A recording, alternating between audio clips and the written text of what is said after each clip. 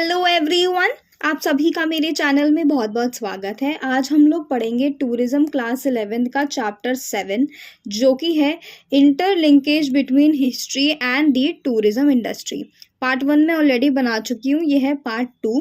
इसके बाद जो है हमारा एक चैप्टर बचेगा, वो है चैप्टर 8 एंड उसके बाद जो है टूरिज्म क्लास 11 कंप्लीट हो जाएगी हमारी। इस वीडियो में हम बात करेंगे guiding around the heritage sites, ASI का रोल जानेंगे और उसके साथ साथ वर्ल्ड हेरिटेज साइट जो है उसके बारे में जानेंगे। इंडिया में कौन कौन से ऐसे मॉन्यूमेंट हैं जो कि वर्ल्ड हेरिटेज साइट्स माने जाते हैं, उनकी बात करेंगे। करते हैं शुरू। सबसे पहले है आपका हेरिटेज साइट्स का हम बात करने वाले हैं।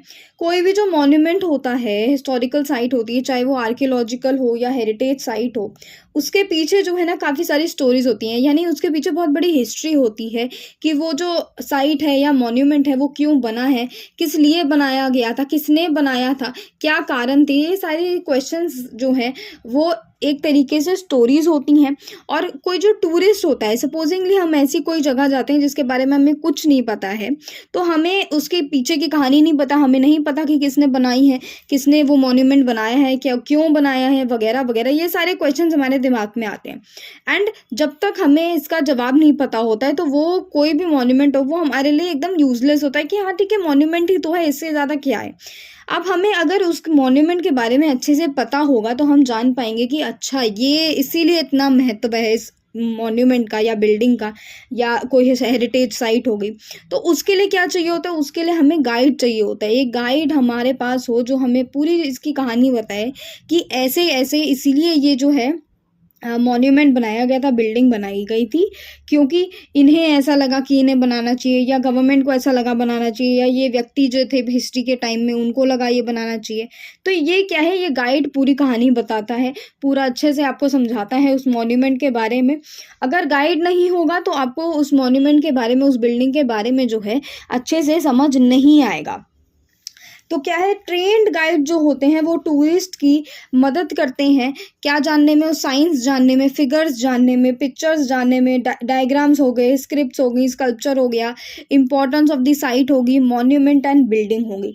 तो जो ट्रेंड गाइड्स यानी जो गवर्नमेंट जिनको गाइड बनाती है, गवर्नमेंट से ट्रेनिंग लेके जो आते हैं गाइड्स, वो ट्रेन गाइड्स होते हैं। तो गाइड्स क्या करते हैं, ये टूरिस्ट को बताते हैं वहाँ पे जितनी मॉन्यूमेंट, अगर कोई हेरिटेज साइट है, हिस्टोरिकल साइट है, तो उसमें सारी चीज़ें होंगी जो कि फिगर्स हो गई, साइंस हो गई, उसके पीछे कोई पिक्चर्स हो गई, डायग्राम्स हो गए, स्क्रिप्ट्स हो गई, स्कल्पचर हो गया, उस साइट का कितना महत्व है, मॉन्यूमेंट के बारे में और इन जनरल बिल्डिंग के बारे में, मतलब सारी चीज़ें जो हैं ये ट्रेंड गाइड्स बताते हैं। तो in India government license tourist guides are permitted to guide tourist and monuments and historical site. तो इंडिया में government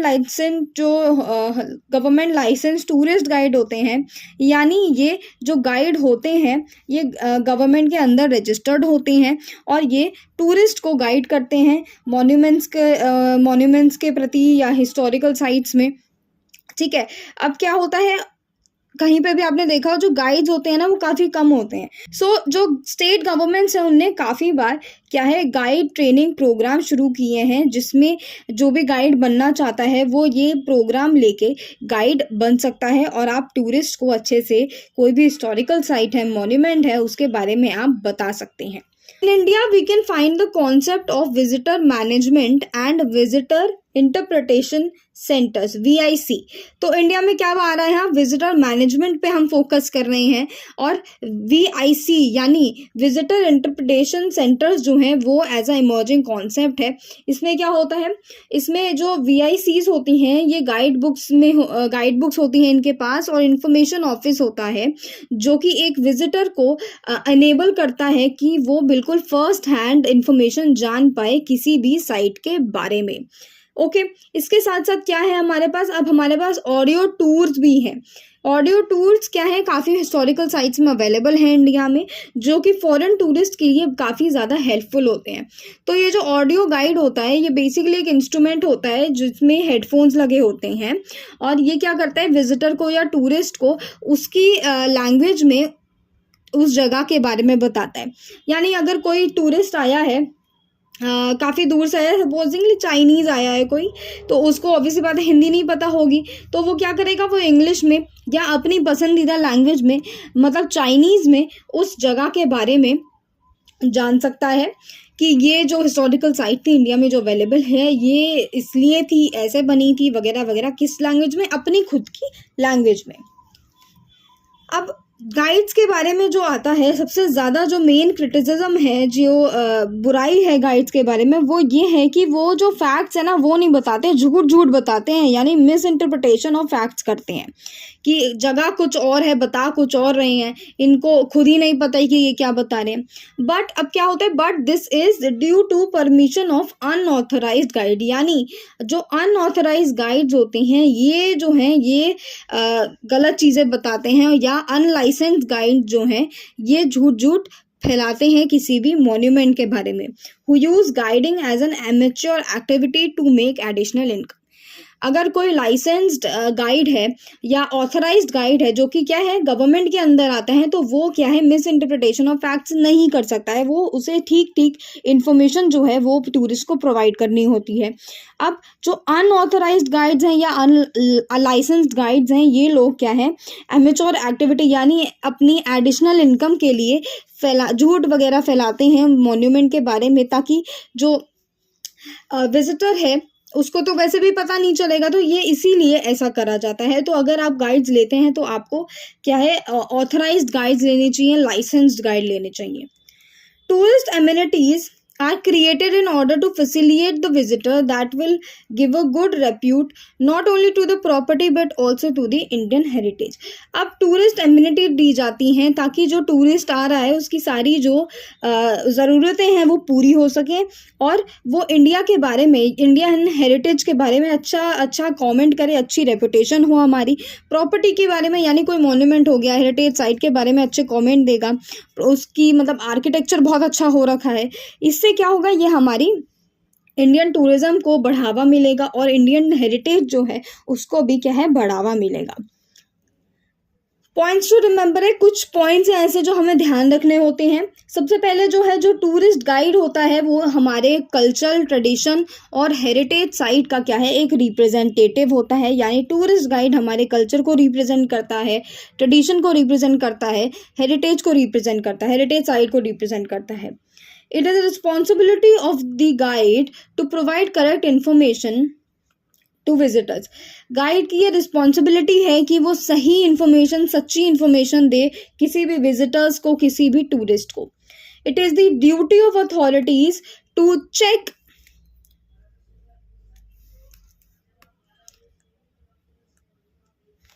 the availability of trained guides. देखो, अथॉरिटीज़ की ये ड्यूटी है कि वो देखें कि कितने हमारे पास ट्रेन्ड गाइड्स हैं, कि कौन सी डेस्टिनेशन में कम है, अगर कम है तो हमें अगर और डालने हैं, और ट्रेनिंग करवानी है गाइड्स की, और लोग चाहिए, तो ये अथॉरिटी देखती है कि अगर कोई भी हमारी डेस्टिनेशन में कम गाइड्स हैं या गाइड्स नहीं हैं तो हम वो प्रोवाइड कराएं। Okay. Tourist look for authentic and factual information on a site और प्लेस। कोई भी टूरिस्ट कहीं पे भी जाएगा तो वो चाहता है कि उसे ऑथेंटिक चीज़ें मिले, ऑथेंटिक इन्फॉर्मेशन मिले, फैक्चुअल इन्फॉर्मेशन मिले, मतलब सच्ची इन्फॉर्मेशन मिले किसी भी साइट या प्लेस के बारे में। Before tourist chooses a site or attraction, they will search all the information sources related to the site। तो जाहिर सी बात है, हम भी कहीं घूमने जाते हैं, हम में से कोई भी जो भी वीडियो देख रहा है वो घूमने जाता है, तो वो क्या है, उस जगह के बारे में सर्च करता है कि अच्छा इस जगह में ये है, ये वाले मॉन्यूमेंट हो गए, ये मुझे देखना है, ये ऐसी जगह पे मुझे जाना है, ये सारी चीज़ें हम ऑलरेडी देख के चलते हैं। तो ये क्या है, कुछ ऐसे पॉइंट्स हैं जो आपको नॉर्मली याद रखने हैं। चलते हैं आगे। आता है हमारा इम्पॉर्टेंट, ये टॉपिक काफ़ी इम्पॉर्टेंट है, ASI यानी आर्कियोलॉजिकल सर्वे ऑफ इंडिया। तो ये काफ़ी इम्पॉर्टेंट है, इसके बारे में हमने लास्ट पार्ट में भी बात करी थी, तो इतनी डिटेल में नहीं करी थी, इसमें हम डिटेल में करेंगे। तो आर्कियोलॉजिकल सर्वे ऑफ इंडिया जो है, इसने हमारी जो हिस्ट्री है उसको 150 साल तक सेफ गार्ड करके रखा है, मतलब प्रोटेक्ट करके रखा है।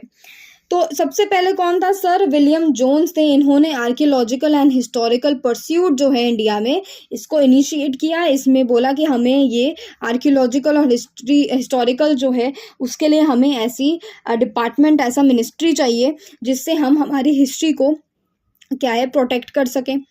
So the publications of Asiatic research in 1788 introduced a new area of interest on protection of historical remains and numerous monuments in India।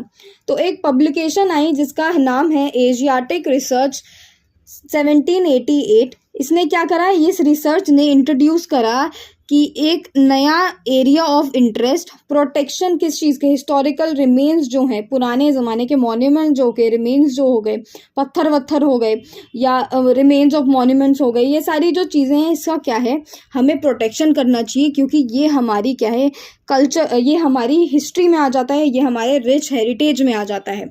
तो क्या है, इनने बोला कि हमें इस चीज़ का प्रोटेक्शन चाहिए, इसीलिए हमारा ASI इनिशिएट हुआ। उसके बाद आए James Fergusson and sir Alexander Cunningham. तो इन्होंने क्या करा? एक क्रूशियल रोल प्ले करा। इन्होंने सर्वे किया किसको? मॉन्यूमेंट्स को, और सारी जो एक्सप्लोरेशन थी उनका डॉक्यूमेंटिंग करा कि ये मॉन्यूमेंट्स ऐसे आए हैं, इसका हमें ऐसे एक्सप्लोर करने, हमने ये करा तो ये हमारे मॉन्यूमेंट्स हमें मिले। उसके बाद इनने जो मॉन्यूमेंट्स हैं उनका सर्वे किया कि कहाँ पे कितने मॉन्यूमेंट्स हो रहे हैं, कैसे क्या हमें करना चाहिए। तो ये लोग जो 3 लोग थे, इन्होंने एक काफ़ी ज़्यादा इम्पॉर्टेंट रोल प्ले करा। तो 1861 में सर अलेक्जेंडर कनिंगम अपॉइंट कर दिए गए, किससे? आर्कियोलॉजिकल सर्वेयर कर दिए गए इनको, और 1871 में इनको डायरेक्टर जनरल बना दिया गया। इंपॉर्टेंट पॉइंट है ये। The survey of Cunningham led to several discoveries such as monolithic capitals and other remains of Ashoka specimens of architecture Gupta post Gupta. तो कनिंगम जो हैं, जब वो बन गए डायरेक्टर जनरल, तो इनके जिनने जो भी सर्वे किए उनसे काफ़ी ज़्यादा हमें डिस्कवरी मिली, हमें काफ़ी सारा चीज़ें मिली, जैसे कि मोनोलिथिक कैपिटल्स हमें मिले, अशोका के स्पेसिमेंस मिले, आर्किटेक्चर गुप्ता पीरियड के और पोस्ट गुप्ता पीरियड के हमें मिले। इसमें हमें और क्या मिला? द ग्रेट स्तूपता ऑफ भारत मिला, आइडेंटिफिकेशन। हमें एंशियंट सिटीज़ मिली जैसे कि सनकिस्सा, सरवस्ती, कुसम्बी। ठीक है, ऐसी हमें अपनी एंशियंट सिटीज़ मिली। याद रखना है किसकी वजह से? किसके सर्वे की वजह से? कनिंगम के सर्वे की वजह से।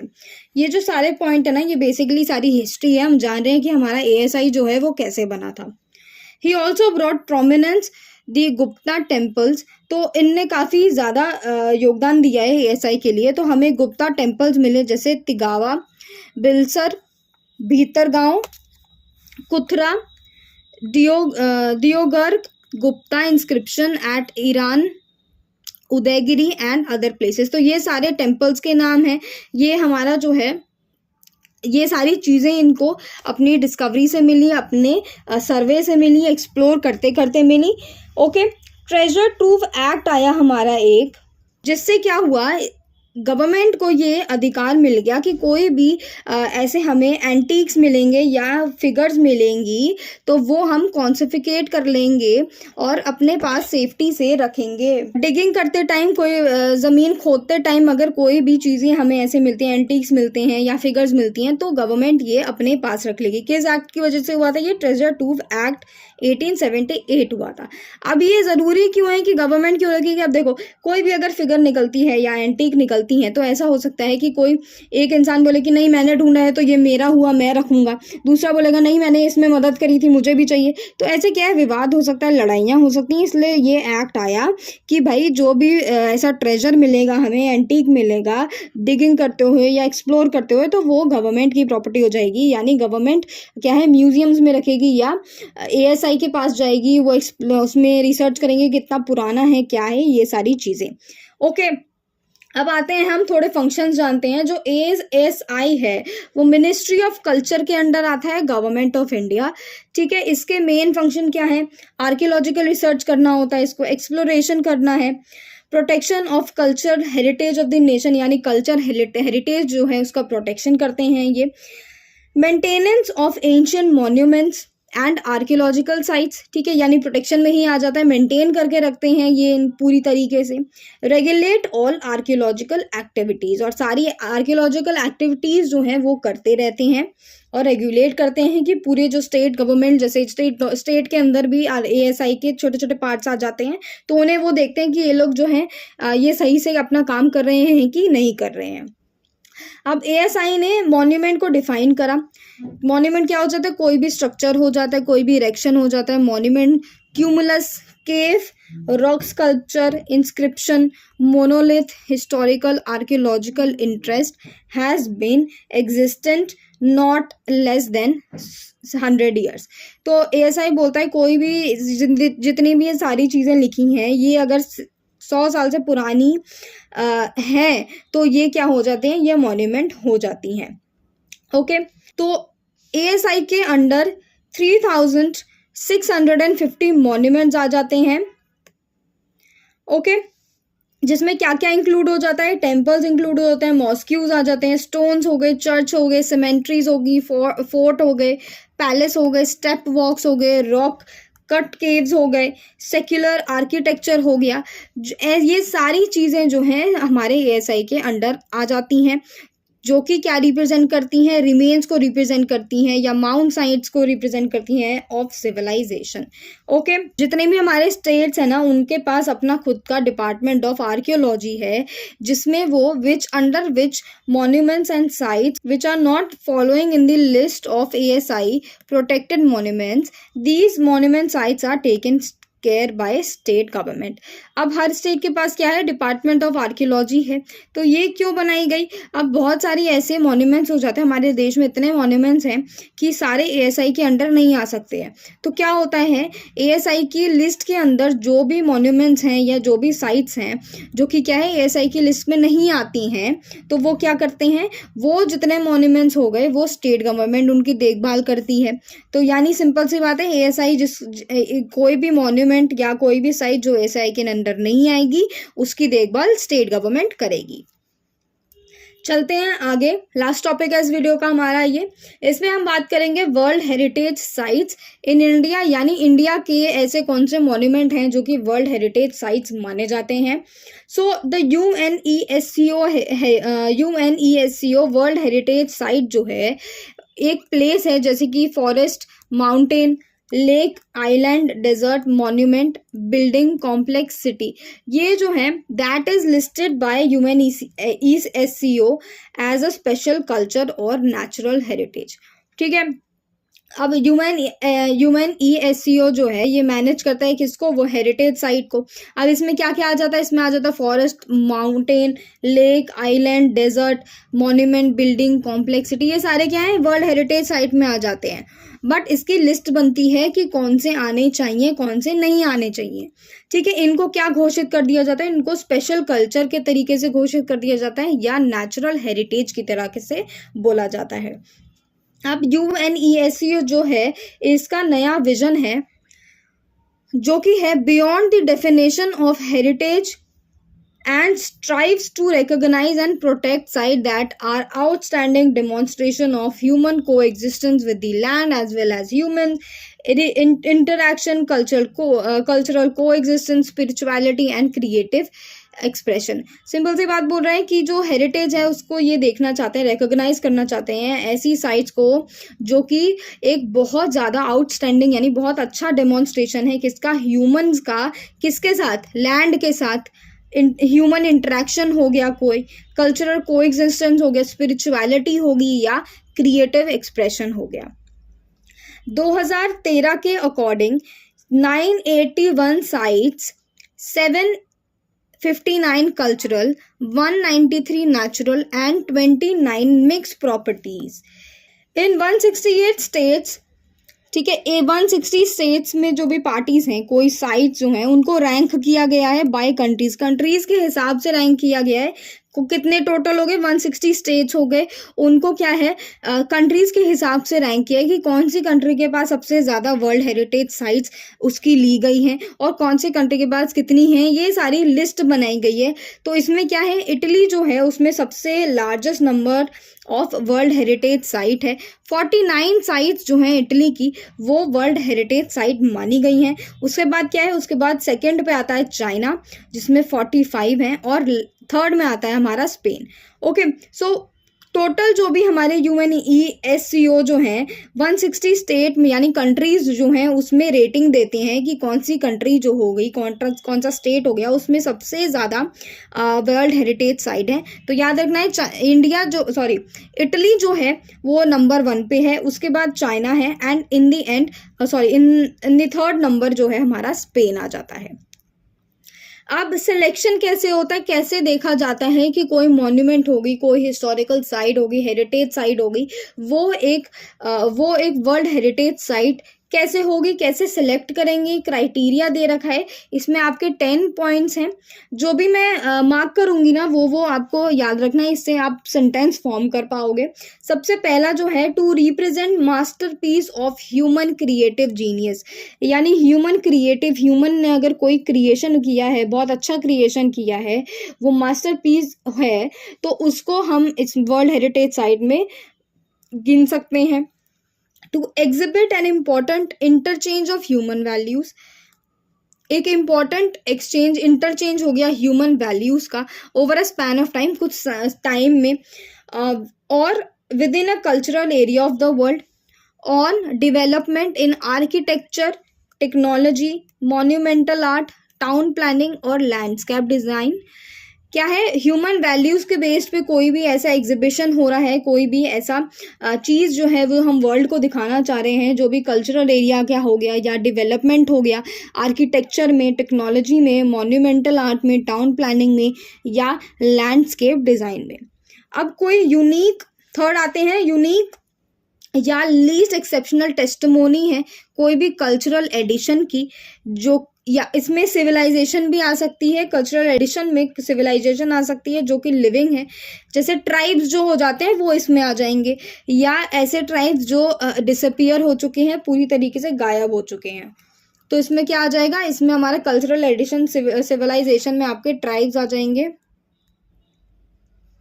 Okay, to be an outstanding example of a type of building, architecture or a technological ensemble or landscape which illustrates a significant state in human history, यानी ह्यूमन हिस्ट्री में एक बहुत ही अच्छा आउटस्टैंडिंग, एकदम यूनिक सा, सुंदर सा बिल्डिंग हो, कोई आर्किटेक्चर हो या टेक्नोलॉजिकल एंसेम्बल हो, लैंडस्केप हो, जो कि काफ़ी ज़्यादा इम्पोर्टेंट दिया जाता है ह्यूमन हिस्ट्री में। Okay, to be an outstanding example of traditional human settlement, land issue, sea use which is representative of culture or cultures or human interaction with the environment, especially when it has become vulnerable under the impact of irreversible change, यानी कोई भी ऐसा traditional human settlement हो गया, land issue हो गया, सी use हो गया, जो कि कल्चर को रिप्रेजेंट करता है या कल्चर्स को रिप्रेजेंट करता है, या ह्यूमन इंटरेक्शन विद इन्वायरमेंट इसमें आ जाता है। इसमें आपका आ जाता है जैसे नेशनल पार्क जो हो जाते हैं,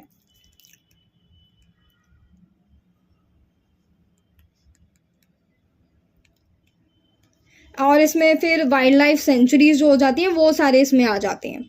ठीक है, टू बी डायरेक्टली और इंटेंजिबली एसोसिएटेड विद इवेंट्स और लिविंग ट्रेडिशंस, विद आइडियाज और with beliefs, with artistic literary work of outstanding universal significance, कोई भी ऐसी चीज़ जो कि डायरेक्टली डील करती है इवेंट से या लिविंग ट्रेडिशन से। लिविंग ट्रेडिशन यानी जो ट्रेडिशन आज के टाइम पे हम फॉलो कर रहे हैं, जो जिंदा है ट्रेडिशंस, यानी आज के इतने सालों से चलते आ रहे हैं और आज भी उन ट्रेडिशंस को फॉलो किया जाता है। आइडियाज़ हो जाते हैं इसमें, बिलीव्स हो गए, आर्टिस्टिक हो गए, लिटरेरी वर्क हो गया, जो कि बहुत अच्छा मतलब बहुत इंपॉर्टेंट है फॉर द ह्यूमन हिस्ट्री। आते हैं 7th पे, to contain superlatives natural phenomena, यानी नेचुरल फिनोमिना से ऐसा चेंज हुआ हो अर्थ में, या areas of exceptional natural beauties, यानी ऐसी बहुत इतनी सुंदर नेचुरल ब्यूटी जिसको हम वर्ल्ड हेरिटेज साइट घोषित कर देते हैं.